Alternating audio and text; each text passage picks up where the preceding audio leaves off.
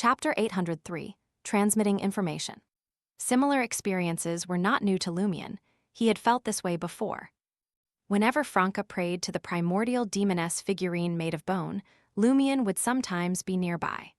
Even through doors and walls, through the wall of spirituality, he couldn't help but feel sensations. Is Julie praying to the primordial demoness figurine? Lumion, still with his eyes closed, made a guess about the current situation. It wasn't necessarily due to Julie's extreme piety. It was a daily ritual for members of the demoness sect. Even a believer of Mr. Fool, like Franca, had to do it regularly. Before long, the amorous energy in the air dissipated, and Lumion's state returned to normal. Suddenly, he remembered something. Where did Julie get a primordial demoness figurine? During the exile to Morora, Lumion noticed that neither Les nor Julie seemed to carry personal belongings. This meant that, except for Lumion, who had special treatment and wasn't searched, all other exiles were handled by the standard procedure. So, Julie shouldn't have a standard-issue figurine from the demoness sect. Even if she wanted to make one herself, she would need to buy materials and set up a ritual, and Lumion's tracking today showed she hadn't done any preparations. So, where did her primordial demoness figurine come from? Or did she directly use the language that can invoke natural forces to recite the primordial demoness's honorific name?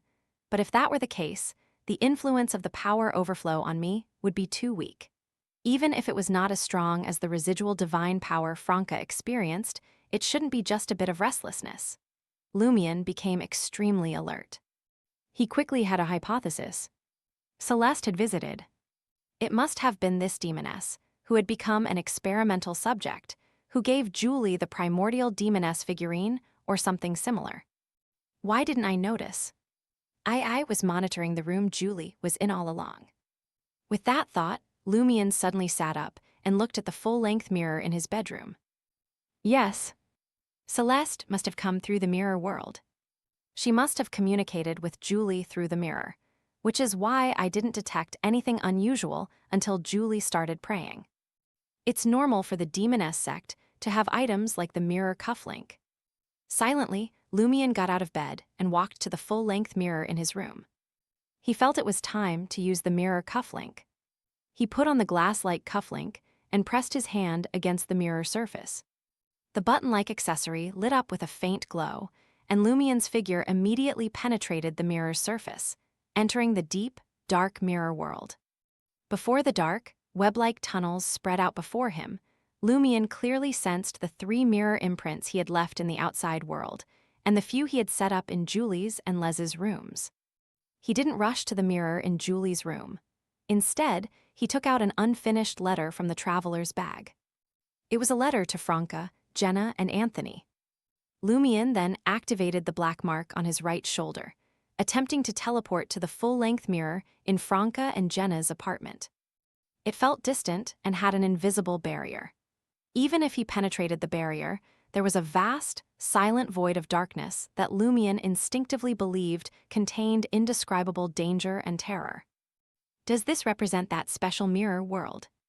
To leave Morora and return to the outside world, I must pass through it. Even angels would find it dangerous. With these thoughts, Lumion stretched out his right hand, holding the letter, using the already activated mirror cufflink to give the paper a reflective, glass-like hue, and sent it out.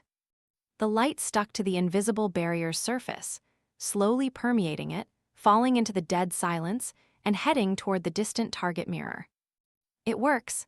Lumion breathed a sigh of relief and used the contracted ability of spirit world traversal to shift to the mirror in Julie's room.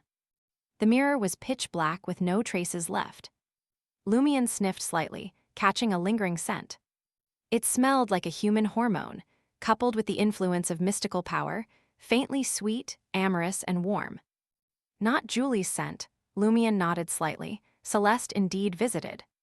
Now the question was, did Celeste use an item to traverse the mirror world and reach Julie's room, an item that escaped the Church of Knowledge's search? Or did she use the special connection of the mirror world to send it through a ritual? Or did she conduct a ritual to ask the primordial demoness for it? Or is she no longer the original Celeste, but her corresponding special mirror person? This could explain why she retained some self-awareness after becoming an experimental subject, but it's not the only explanation. Lumion, an experienced handler of mystical events with much knowledge, naturally linked it to the special mirror people. He didn't peek into Julie's current situation through the mirror, fearing Celeste had given Julie some mirror-related items, making her more sensitive to the gaze from the mirror. Moreover, Julie had just finished praying, and the primordial demoness figurine's residual effects lingered. Lumion didn't know if this would affect his spying. Of course, he could roughly guess what Julie was doing, because he could hear Julie's suppressed, soft moans through the mirror. Lovers reunited, getting what they wanted, relaxing and celebrating. Yes, and the sensations brought by praying to the primordial demoness figurine. She hasn't gone out to add to her collection, which is already quite restrained. Lumion silently chuckled. He teleported back to his bedroom mirror, stepped out of the glass surface, and lay back on the bed. Trier. Lonely, empty, cold. Franca used to go early to bed and early to rise, sighed, lying in bed, unable to sleep. She felt she needed a few more days to adapt. At this moment, she sensed something, sat up, walked out of the room, and went to the living room. She looked at the full-length mirror in the living room and saw a water-like light wave on the glass surface, reflecting a neatly folded letter. Is it from Lumion or the Demoness of Black? Franca walked over and pressed her hand against the mirror's surface. Her right hand felt slightly cold, as if penetrating a lake mixed with ice, touching the now ethereal, intangible paper. The paper quickly dispersed, forming lines of Intijan words on the mirror surface. I have arrived in Morora. Lumion briefly described his experiences and the results of the experiment, but didn't mention the specific situation in Morora. It was a kind of corruption. A corruption Franca and the others might not withstand. At the end of the letter, Lumion reminded, I've already told my messenger and Madame Hella that if anyone writes to me but can't find me, they should send it to you to handle. Yes, I'm talking about you, Franca. Now you temporarily have a messenger. Damn it, he still has to mock me in the end. Franca cursed in a mix of anger and amusement, grinding her teeth. She thought for a moment and began writing a reply. Nothing much to say, just a reminder. The Demoness of Black told me that demonesses with color titles occasionally receive revelations from the primordial one and have strong autonomy. If they are like this, won't the demonesses of affliction sent to Morora for important tasks also receive revelations, or even some divine power from the figurine? You should take this issue seriously. Also, it's time to test your ascetic endurance. If you get bewitched and lose your manhood, even if it grows back every morning, I'll laugh at you for the rest of your life. After finishing, Franca folded the paper and took out a rectangular amulet from the traveler's bag that looked like it was made of ice. The amulet was entirely transparent, with patterns and motifs like bubbles inside, flowing and gathering continuously. It was the ice amulet given to Franca by the Demoness of Black, allowing 7 traversals through the mirror world or 14 transmissions of information. Franca put on the amulet, held the letter, and returned to the full-length mirror. With a flash of cold light, she pressed the letter into the mirror surface, letting it fall toward the place the previous message came from. Morora. After reading the letter on the mirror's surface, Lumion lay back on the bed again. He anticipated possible surprises. Like Wanak, the owner of Dad's agricultural company, coming to kill him at night. This most dangerous criminal in Morora should soon figure out who the exile he confronted in the afternoon was. He must already know that Lumion killed the carnivore bar owner and took over the place. Given his attitude, he couldn't wait to kill Lumion on the spot. Now that he had identified his target and locked in his whereabouts, he would act quickly.